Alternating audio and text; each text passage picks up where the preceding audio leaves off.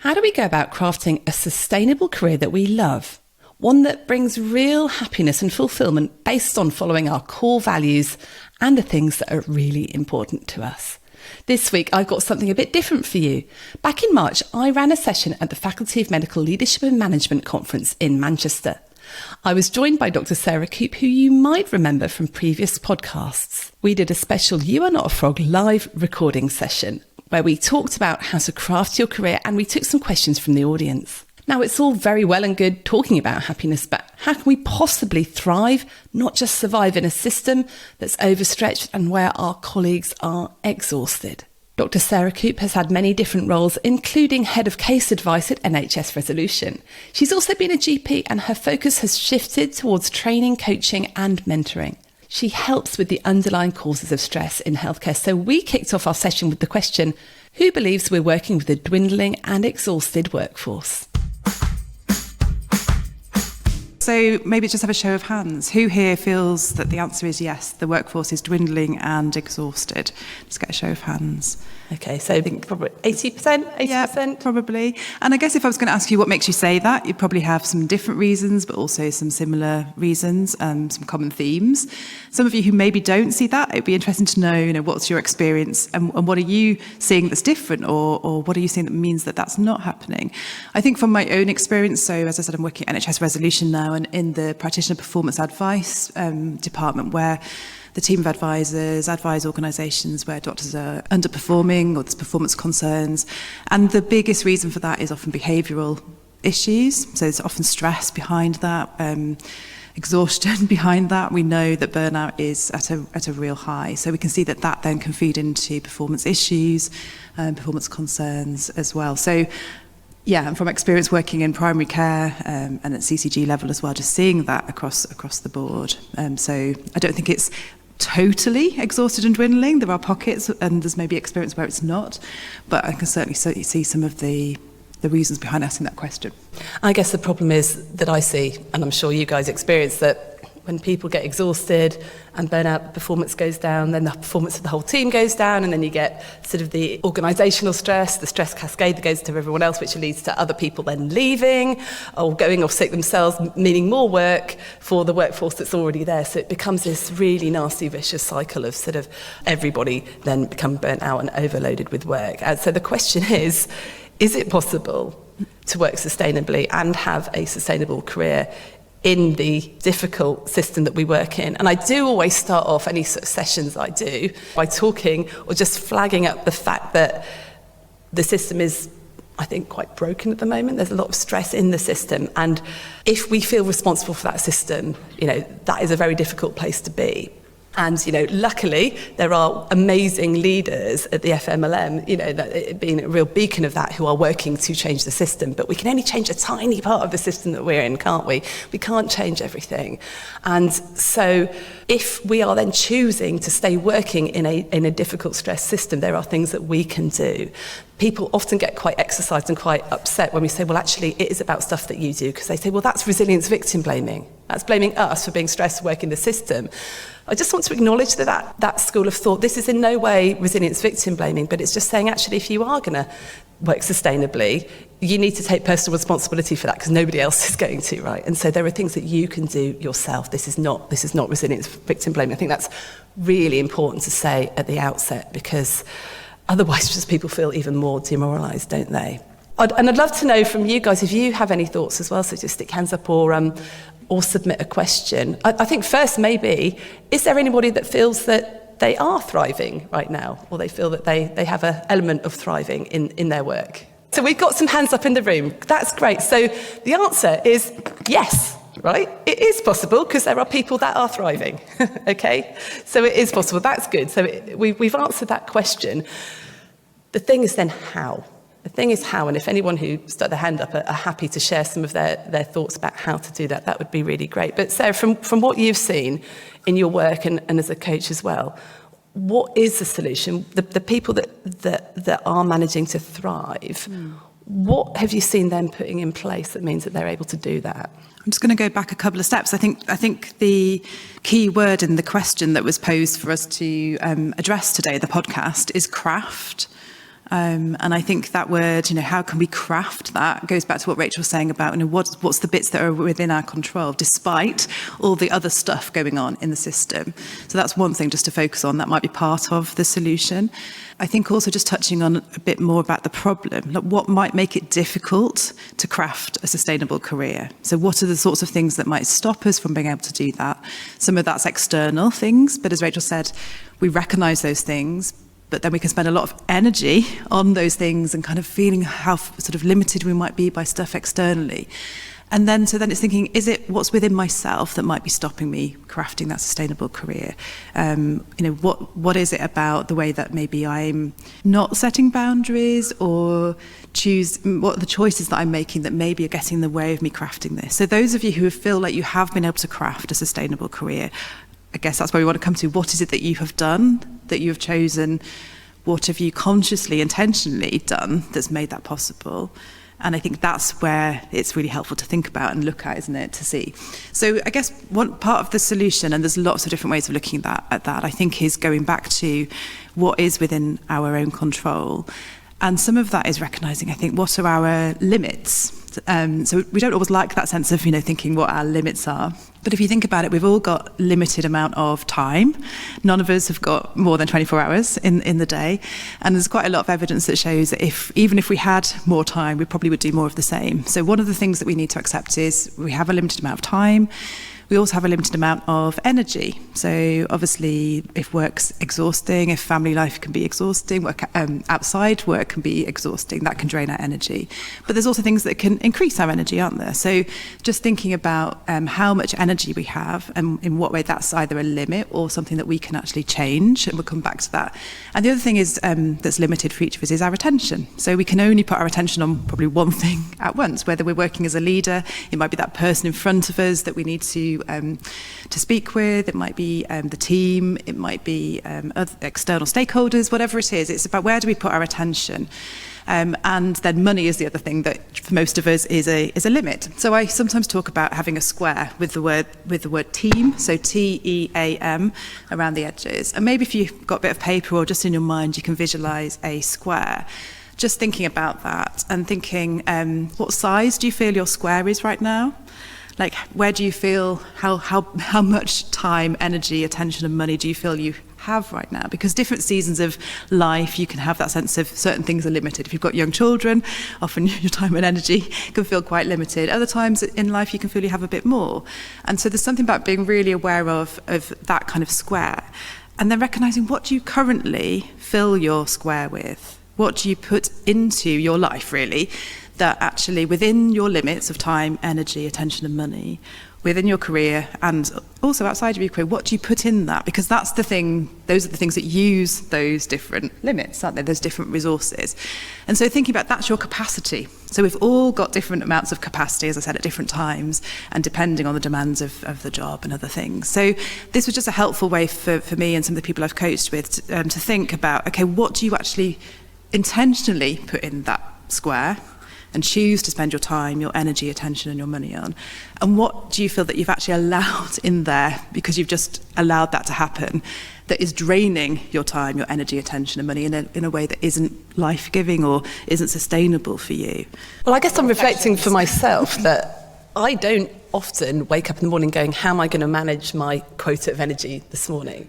Does anyone actually do that? Look and say, I've got a limited amount of energy, what am I going to spend that on every morning? Anyone consciously manages that every day? A couple of nods. Can I just ask a question at that point? If you were just to check in with yourself right now and just ask yourself how much energy on a scale from 0 to 10, you don't have to answer this, out loud, but how much energy do you feel you have right now? If 10 was like maximum energy, 0 was absolutely, well, hopefully you've got at least 1 out of 10. So you have a sense of that. And then if I was to ask you, what's the quality of that energy from 0 to 10? It's a question we don't often ask ourselves. So you could have a really high level of energy, like 8, 9, 10, but the quality is low because, I don't know about you, but if I'm angry, that's high energy, isn't it? But for me, that's a low quality energy. So a high number doesn't necessarily mean that's what you're wanting, but you want high energy, high quality as well, don't you? Whereas you could have, you could have peace, which I suppose is low in energy, isn't it? If we're peaceful, we're actually low in our energy, but it's a high quality. And so that's a good question just to check in with yourselves at certain times and just recognise, how much energy do you have right now? What's the quality of that energy? And then goes back to, where do you want to spend that? I'm reminded of, we did a podcast with Dr. Maddie Dumont, who is a former GP who had long COVID, and she said she never ever managed her energy before until she got long COVID, and now, because she knows she only has a certain quota, so if you have 4 gas burners of energy, and she only knows she's got 2 gas burners now, and she consciously manages that because she knows she wants to spend the majority on that, the things that are the most important to her family, with young children, etc. But I think when we don't curate our own energy very well, do we? Because we just feel that it is unlimited. So that is one of the things that's really important. And going back to the gas burner analogy, I have heard it said that, I've heard someone say, well, you've got 4 gas burners in life, or whether the family, your sort of work, your social life, and your hobbies, and you can label them however you want. And someone once said to me, but you've only got enough energy for 3 of those gas burners, so you've got to make your choice. Now, I don't particularly like that. Would you agree that to have a sustainable, good career, successful career in healthcare, you can only have 3 burners out of 4? No, and I don't know what other people think, but I think we need balance, don't we? So whatever is about working out what are the things that we need both inside and outside. And I don't really like the phrase work-life balance, because for me work is part of life. So it's sort of inside work, outside work, and there's that integration as well. What are the things outside of work and inside work that we need that will actually increase our energy overall? So one thing I sometimes think about is if I'm feeling low in energy and tired, what kind of tired is that? What kind of energy is low? Is it physical energy, emotional energy, mental energy, spiritual energy? Because what you do to restore that will depend on where your energy is low. And the better attuned we can get to ourselves in terms of what needs to happen to restore that, again, the more we can manage our capacity and start to craft that sustainable career. Because if we think of what does sustainable, if you're going to ask yourself, what would it look like for you to have a sustainable career? So just imagining that you, fast forward 6 months' time, that your career was what you would call sustainable, and you'd crafted that even further in time. How would you know? What would that look like for you? Because for each of us, that term sustainable career might mean different things.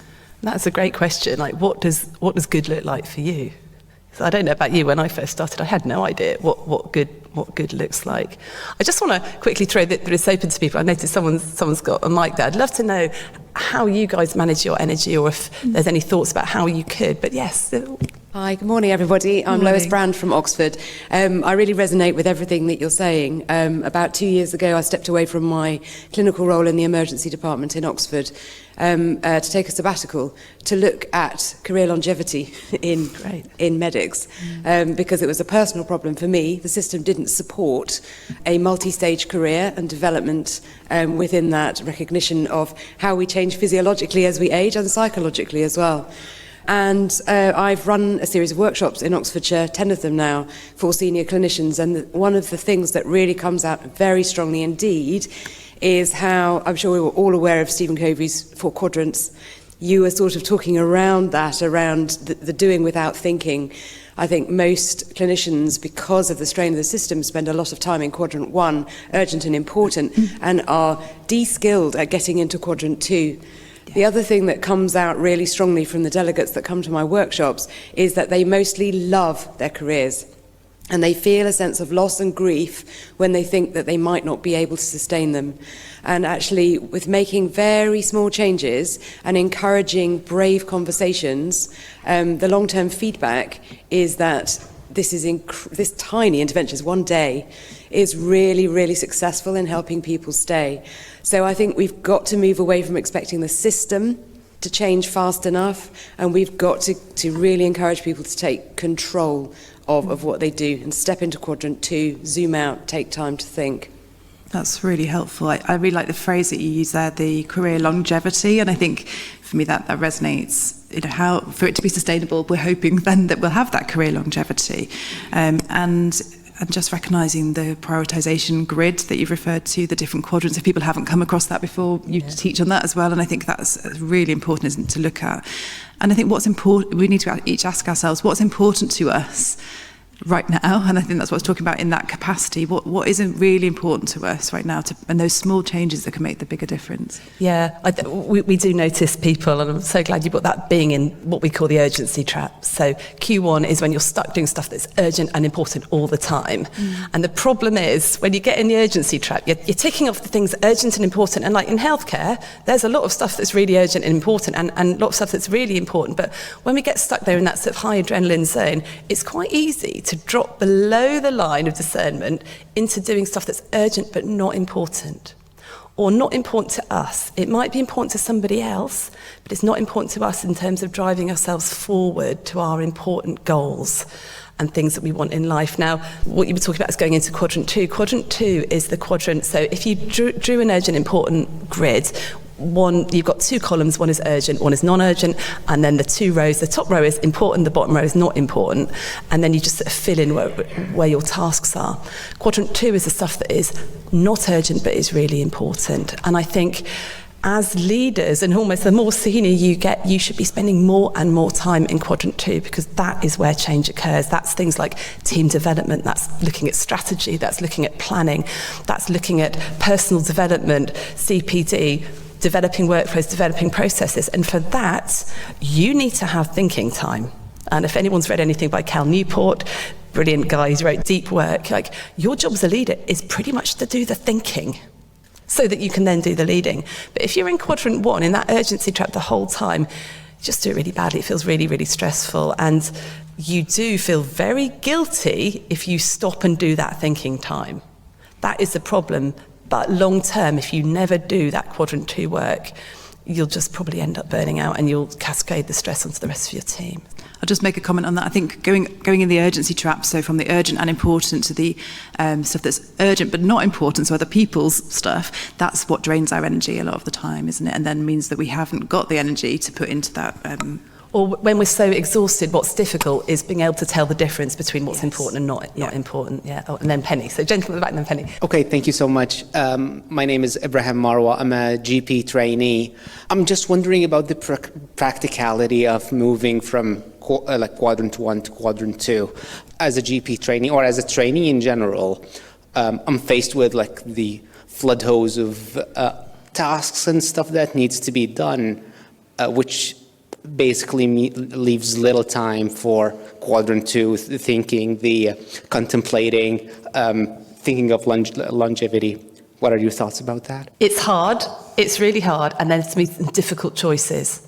That's the problem. That's where boundaries come in. Because, you could fill your entire day doing urgent, important stuff. But in order to get to do the stuff that is really important, but might not becoming as urgent, you will be prioritising that stuff. And what does prioritising mean? Prioritising means that I've chosen what I'm going to say yes to, but that also means that I have also chosen stuff I'm going to say no to. And that is where we really struggle, I think, as leaders in healthcare, or just work in healthcare full stop, because when we say no to stuff, there is a consequence. And we often don't like those consequences. And people always say, well, I can't say no because what about the patients? It's going to cause patient harm. But we'll be talking about this in the session later. Very rarely does it actually cause patient harm. And if it does cause patient harm, you do it. It's a no-brainer. You don't say no to the stuff that causes real difficulties. But often we're saying yes to stuff because we're worried about what other people might think, or it's a bit inconvenient for other people, or people aren't getting what they immediately want or need. And so you might get a reaction. They might be angry with you, or it might be career limiting. Like, you get opportunities in medicine in your career all the time to take on different roles, to do different things. And I don't know about you, but I'm the sort of person who goes, yes, I'd love to do that, I'd love to do that, and I have FOMO. But those opportunities will come at other times. And it's important to have the time and space to be able to say yes to the ones that you really want to do. And that does include saying no. And then when you say no to stuff, unfortunately, people don't like it. I hate to tell you, you've probably experienced that already. People don't like it. Does that mean our boundaries crumble and we just do it? Well, yes, it probably does for most of us. But that shouldn't be the case, should it? It should be the case that we can actually tolerate the discomfort of people not liking those decisions that we've made. And for me, the whole thing about my work is sustainable is to be able to tolerate the discomfort of not being able to please everybody all the time. That is tricky. But thank you. That's a really. You can only work that out for yourself, by the way. How do I get into quadrant 2? And there is something about managing your time a bit better. I think there are some productivity hacks, like Sarah was talking about, managing your attention. How am I going to actually plan what I do today, and all that sort of stuff. Penny. Penny Newman, former GP, medical director, lots of other things now, full-time coach. So it's a really, really helpful discussion. And I'm really interested in this issue around, what can I do that's in my control, but also the subconscious things that are going on. And I wonder if you can speak a little bit to the false beliefs that we might hold that drive our behaviour. Because I think if we know ourselves a bit better and we're probably a bit more self-compassionate, we're kinder to ourselves, then the whole thing becomes a little bit easier. If we value ourselves a little bit more, and that rebalancing of actually I'm important too, but these false beliefs that drive our behaviour, that lead us to over-striving, because we're all, as medical leaders, very high achievers, we're passionate about patients, but passion is a double-edged sword. And once you get into that negative spiral of expending too much energy, burnout is insidious, you start, feeling overwhelmed, it's difficult then to step out. And it's very, very brave of the former, from Oxford, saying she actually took time off. I think fire breaks are amazingly important to know when you're actually at your limit and you can't carry on. And most of us don't know that. So this overstriving can send you down to this negative place of really not coping. So what are the underlying beliefs that drive that, and how do we know when we're in that place where we need to stop? Such an important question. I'm just going to ask you guys a question. Hands up if you've ever thought to yourself, if I don't do this, no one's going to do it. I need to do it because we all have, haven't we? And that is the problem in medicine. Well, I think in any high stress, high stakes job, if you're in leadership or in a professional role, we should on ourselves all the time. I should do this. I ought to, I have to. And then we just feel this shame and guilt if we can't do it, or shame and guilt if we choose not to do it, because actually there's something in Q2 that we need to focus on far more. And so it is so important to get the mindset right and think differently so that we can say no, so that we can recognise we're in that state. For me, the game changer has been learning about the drama triangle. I think when we are in the rescuer role, because let's face it, we have been trained to be rescuers. Like, as doctors, we rescue everybody, and if no one else can do it, we've got to do it. But for me, that rescue role is one of the most dangerous things we can be in, not just for ourselves, but for other people. So who here's heard of the drama triangle before?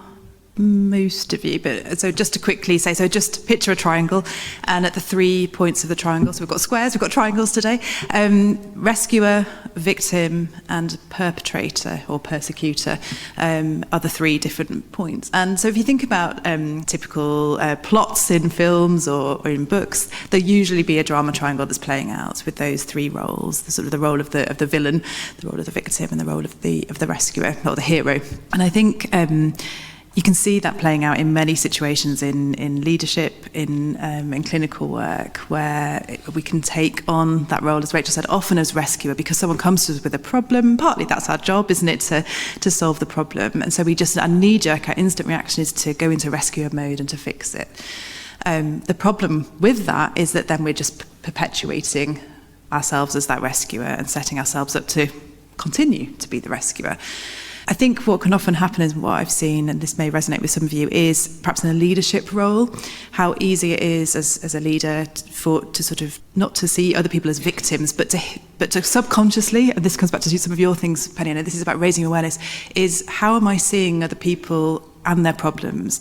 Am I seeing that they're capable of solving their own problems, or am I doing that, well, it's just easier if I do it anyway, or if I don't do it, no one else will, in which case, again, we're perpetuating that rescuer mode and actually, I suppose, not really allowing other people sometimes to learn how to solve that themselves. The other challenge is sometimes when we don't then step in and solve it. If you think about the drama triangle, how do other people then sometimes see us? Then often as the villain. So sometimes when we say no, and we say no to a request, or we say no to fixing something, because we're choosing to set our boundaries, it then means that we're pushed into being seen as the persecutor. And then we can then feel like we're the victim because we're being blamed and, we've been given a hard time because we haven't fixed it. And this just goes on and on, doesn't it, and round.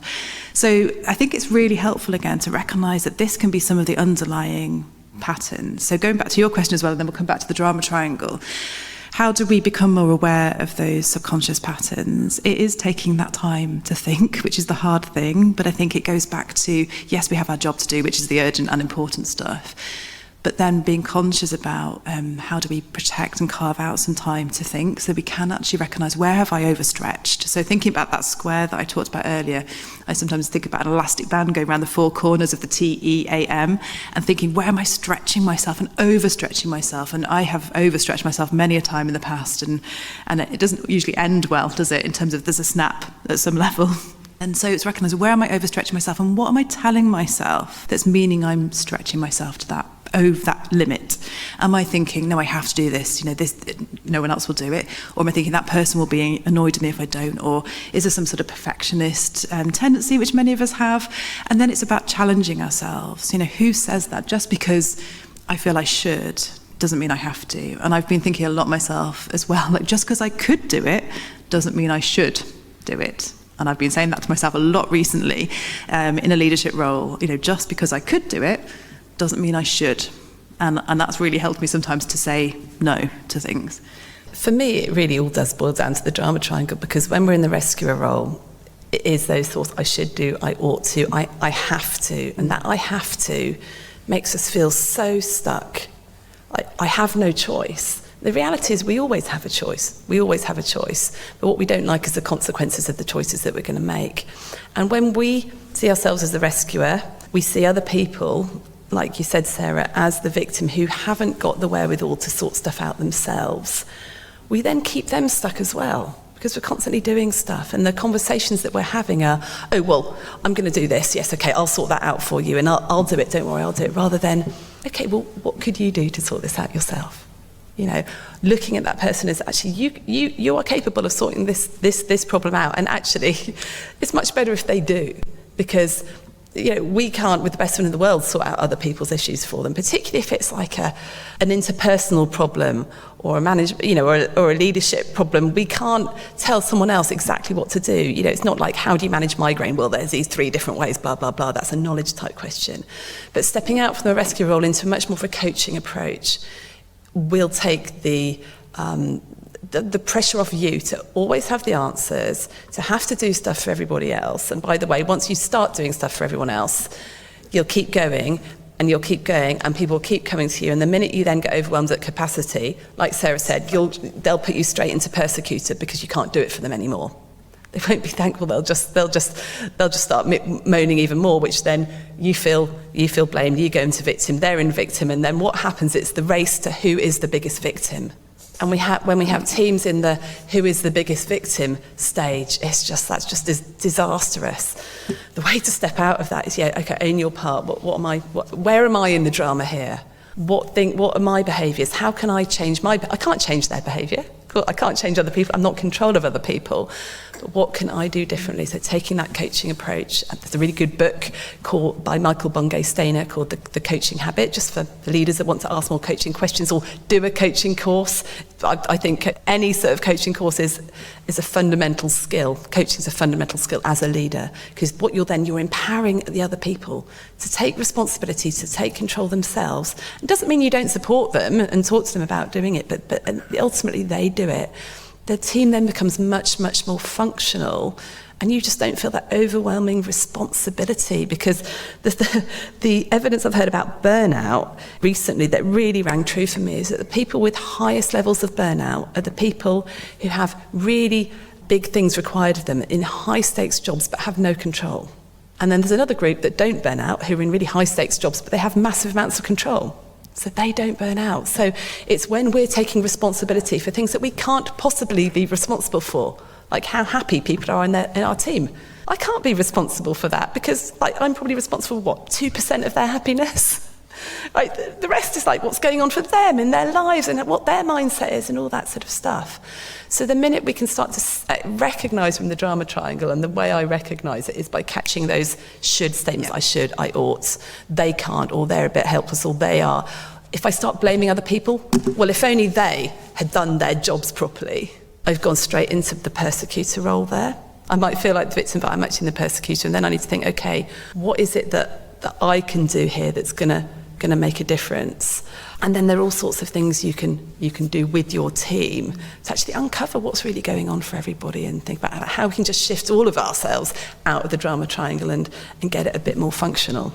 Yeah, so I think it is like catching ourselves or recognising in an interaction, is the drama triangle playing out here? And I'll often think, right, I'm refusing to be pulled into either any of those sort of modes. And if I feel like someone's trying to position me into one of those, it helps me to recognise that and catch that and think, okay, I've got a choice. So, from, as Rachel said, if we find that we're being pushed into rescue mode, that person is sort of presenting, us with the problem, refusing to take responsibility, it's that thing of saying no and coaching and mentoring. I think if we feel like being pushed into persecutor, villain mode, then what would you say can be a helpful response as a leader? Well, I think if you look at the causes of stress in the workplace, and we use something called the stressors hexagon, which has the different causes of stress, which is, are people, do they know what their role is? They know what's actually required of them, what the relationship's like, what's the support like, what are the demands on them, do they know about their career development, and do they have control? So those 6 things tend to be the things that people get really stressed about in the workplace. So actually uncovering them and saying to people, saying to the team, and this has worked really well with teams that we've worked with, okay, let's look at these different aspects. What is working well in this team? Let's hear some things that are good, but what would be even better if? What is the problem here? Because if you give people a chance to vent and say, well, these are the problems here, and this is tough to do as a leader because you automatically start blaming yourself, by the way, when you hear all this stuff. Or go into rescue mode. But just hear them and go, right, that's so good to at least know what we're dealing with here. What can we do about it? What is in our zone of power? What's in our control? There are some things that are out of our zone of power that we cannot do anything about, and we just have to accept that. But there will be things. So I think if you are in that persecutor role, going through have I been really clear about what I've expected from this person? I'm dreadful for just going, yeah, I think we need to do this, and then expecting that person to realise that I'm asking them to do it. Have I been as supportive as I could have been? Are there other things that might support? And are there other people that could support? It's not just about me. So going around those things and thinking, what could we do? And then using some of these models like the drama triangle, like the zone of power, to help people sort of just get out of that victim role. I think that's really helpful. I was thinking about, as well, sometimes what stops us from saying no and kind of rescuing. I wrote down here just to remind myself that often we overestimate the negative impact of saying no. So in our minds, we imagine if I say no, there'll be a really bad consequence for myself. So that's where, again, we overstretch and expend our energy, time, attention by trying to do it. And we underestimate the positive impact of saying no. So we overestimate the negative impact and we underestimate the positive impact. So we sort of almost think, oh, it's not really going to be worth it. We don't recognise maybe the personal growth for that other person by helping to coach them and develop them, or we actually maybe don't really recognise the benefit for ourselves by saying no. So I think that can be quite helpful as well, just recognising that. And then I think you were saying, Penny, as well, about how can we be kinder to ourselves? And I think that again is about catching our inner dialogue, isn't it? So that in order to have this sustainable career, a big part of that is around self-compassion, self-care, and I know there's a lot of that talked about in many ways. But again, what does it mean for you? Like for you to have that sustainable career and be able to craft that. So there's the crafting bit, which is actually putting the time and the energy into knowing what that looks like and then actually building that. But actually, how do you need to treat yourself maybe in a new way? Because we can sometimes get in the drama triangle with ourselves as well. We can have that, again, that resilience, victim blaming with ourselves. I should be able to do this. And so there's all of those things where recognising our self-talk, I think, and our inner dialogue, and just thinking, is this helping me to move me towards my sustainable career, or is it move me away? I think there are lots of shoulds and oughts when it comes to sort of long-term career planning. I'd love to, if anyone got any good tips for actually long-term, how do you plan and craft, a career? How would you plan that long-term? Just stick your hand up or come to you with the mic.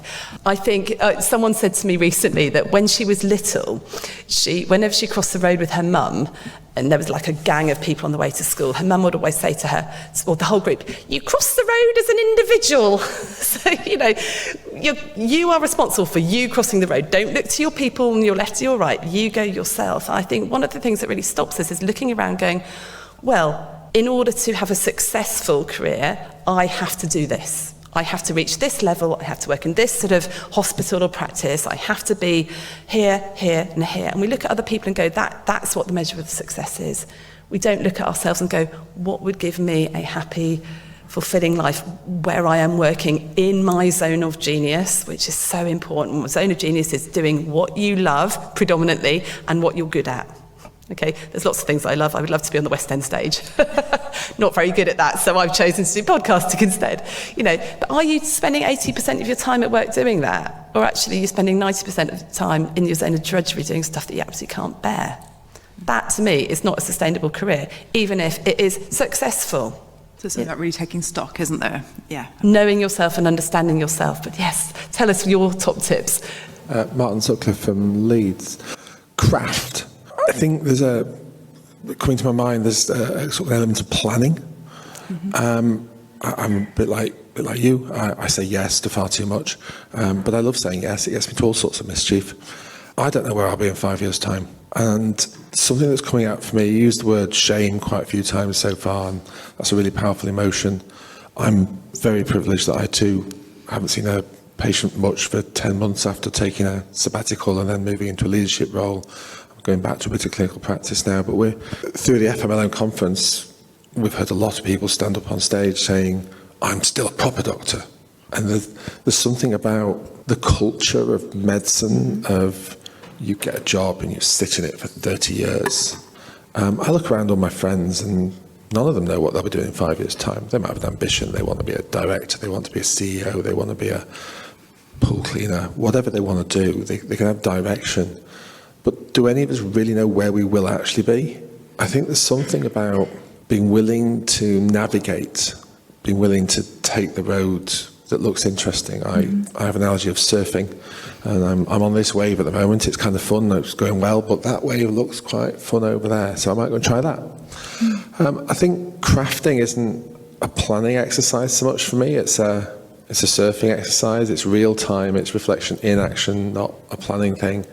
And my big tip for anyone that I think I'm thriving in my professional and personal life is do what seems fun at the time. Don't feel shame for not seeing patients, because actually I have to have that self-compassion. I no longer look after 20,000 patients as a practice. I look after 7 million patients as a director, and that's important. We need it. You were talking about books, shame. Something that helped me a lot on shame was John Ronson's book, So You've Been Publicly Shamed. And I always remember the big takeaway for me is I've not been publicly shamed. So I might feel a bit of shame, but I'm not on the front of the Daily Mail. It's at a different level. I can cope with that. It's manageable. And I thought that was important for me. Yeah, thank you. The thing that stood out from what you've just said there as well is that crafting doesn't have to mean planning and being really sort of regimented. It can be about creating, can't it? And just navigating. And I've thought a lot recently about just letting things unfold. But I think in order for that to then lead to the sustainable career, whatever that looks like, is knowing yourself, isn't it? And knowing what's important to you. And it goes back to some of the things we talked about around what do you want to put in that square within the limits that you have, so that you can keep that going and actually enjoy it. And for me, the thing that stood out there was that stuff about shame. I mean, if people have been listening to the podcast, we talk about this a lot, because shame happens when as I understand it, when your behaviours clash with your deeply held internal values, then you feel shame. Shame happens when you feel that I am not good enough. I am not enough. And if our internal mindset is, I am only good enough if I'm seeing hundreds of patients every week, if I'm contributing in a certain way to society, if I'm rescuing people all the time, if that's our identity, and let's face it, a lot of our identity is wrapped up in what we do. I am what I do, essentially. If that's our identity, if we then shift away from doing that, well, where's our identity? And what if I'm not performing as in seeing as many patients as possible and always doing stuff, then that means maybe I am not enough. Because a lot of these Q2 activities, the importance of activities, are like thinking for leadership. You know, I want a clinical director that's spending most of their time thinking about leading the department, not most of their time seeing patients, because that's a different headspace, actually. So you almost need to think, where is my priority going to be for this season in my life? And it can change. I agree, it's really difficult to think more than 5 years ahead anyway, isn't it? We don't know what we're going to be doing. But if we can get our identity away from this total doctor identity or total pharmacist identity or whatever you've got as your identity, or sometimes total leader identity can be also just as toxic if we have it as a rescuer. And think, you know, I am okay, I'm good enough, even if I am not working, even if I am just a mum, just a wife. You know, and so I've been really looking at how do we then find identities apart from what we do. And I think there's lots of different ways of doing it. There's something about multiple identities, you know. I'm also a tennis player. I love food and fine dining, and I used to love ice skating till I broke my leg, you know. Who am I apart from what I do? And if we can find that in different ways, we can find opposite worlds that we've talked about in the podcast. If it's not all wrapped up in that, it becomes a lot easier, and then we can start to use this power language rather than pain language of I ought, I should, I have to. We can go, I am choosing to. I'm choosing to spend my time, most of my time, as a leader rather than on the shop floor, because I'm choosing to so that, what's the reason? So that I can lead this department properly, and actually that will be better for the patients in the long run. And then I think the thing we need tacked on at the end of our power mantra is even if my colleagues don't understand and think badly of me, even if I sometimes doubt myself, even if my mother-in-law doesn't approve, I don't know, but you'll have your own even ifs. But if we know we know the reason why we're doing stuff, it can be so much more helpful. Penny Newman again. Can I just offer something someone told me in my coach training around careers? It's sort of like, where do you want to go in your careers? Do you want to go to Boston? Do you want to go to America? Or do you just want to get on a boat? And I think that's quite a useful analogy, because we have in our mind this false perception of a linear career. And certainly for women, and in medicine, there's lots of opportunities. And so in medicine, I've been a GP, I've been trained in public health, director of public health, I've been an innovation fellow, and I was lately an organisational development director, and now I'm a coach. And so I just went on a boat. However, when I look at my colleagues who are GPs or consultants for all their life, I just think, actually, I'm quite jealous, because I think they, over a 50-year career, looking back, or 40-year career, the depth and the compassion and the skills that they have is just phenomenal. So some people might say to me, oh, Penny, you've had a great adventure, look at all your leadership roles. And I say, look at that phenomenal career that you've had with patients, how much you've given to them, the difference you made to so many lives. And I think there is a false value system in medicine about what is considered a good career. I don't know what you think about that. And so really your point about who am I, who do I want to become, what sort of doctor do I want to become, what are my values, what makes me feel good.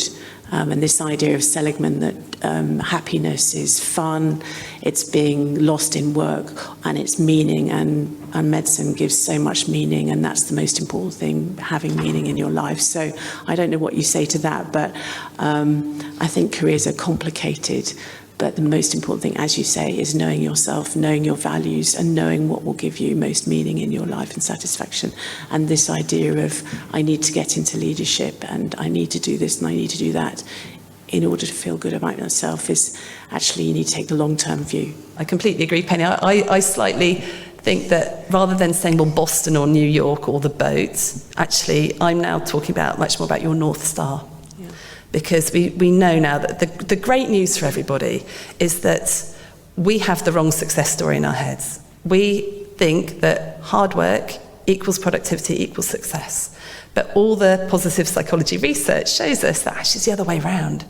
Happiness leads to productivity, leads to success. We think success, hard work leads to success, leads to happiness. So if you're happy, you will be successful. And when I'm talking about happiness, it's not just, I'm skipping along with the fairies or whatever. It is, I think if we get these 5 things in our lives, if we get really good, deep relationships and connections with people, and ourselves, and upwards as well, if we feel good, like physical well-being and mental well-being, we're just feeling good, if we have meaning in our lives and we're just doing stuff that actually gives us meaning. Now, it doesn't need to be some massive meaning. It can just be helping somebody else, And if we are learning and growing and developing, human beings always want to be learning something, otherwise you just get really bored. And then finally, if we are doing work that we enjoy and that we love, so working your zone of genius, if we are aiming towards that North Star, and you can put them on a flip chart and join up the points, that's your North Star. If you're heading towards there, then actually no matter what boat you're on or what town you end up in, who knows where you're going to end up, but you can actually guarantee that if you've got those right in your life, you're going to feel pretty good and be pretty happy, and then be successful at whatever you do. So I think for me, it's actually shifting towards that particular position or that particular job, but shifting towards, if I follow that North Star, no matter what job I'm doing, because the one problem with career crafting is you take yourself with you, whatever you're doing. So you'll take your own mindsets with you. I can burn out just as much doing podcasts as I can doing general practice, believe me. Been there, done that, seriously. So you take yourself with you, you've got to change the way you think. And finally from me, and then before Sarah gives us the 3 top tips, as leaders, your job is to model this to everybody else, by the way. If you are always rescuing and never saying no, what are you telling to the rest of your workforce? Then they will follow your example and they will get to please yourself. So it's vitally important that you get this right, not just for your own sustainable career, but for everybody else's. Yeah, thank you, Rachel. So just to really quickly wrap up 3 things. I think one is take stock. Where are you at right now? How sustainable is your career? All the things we talked about around capacity and limits, take stock. Knowing yourself, knowing what you love and what you want. And then third one, intentional choice around, whether it's around boundaries, saying no, what do you say yes to as well, and just knowing that you always have that choice. Thank you so much for being with us. I hope that's been helpful. I would just say that if you're struggling with this, you're not quite sure what to do, then get some coaching. I think that's probably the best way to think about this, and there's loads of free coaching available, particularly for leaders through Leadership Academy and things like that. I know FMLM provides coaching as well, so do that. We will, when the podcast comes out, we'll also make some resources available to you, some handouts about the drama triangle and stuff, so you can download them. So just look for the link in the show notes. But I hope you have a great rest of conference, and thank you so much for being here today. Thank you very much.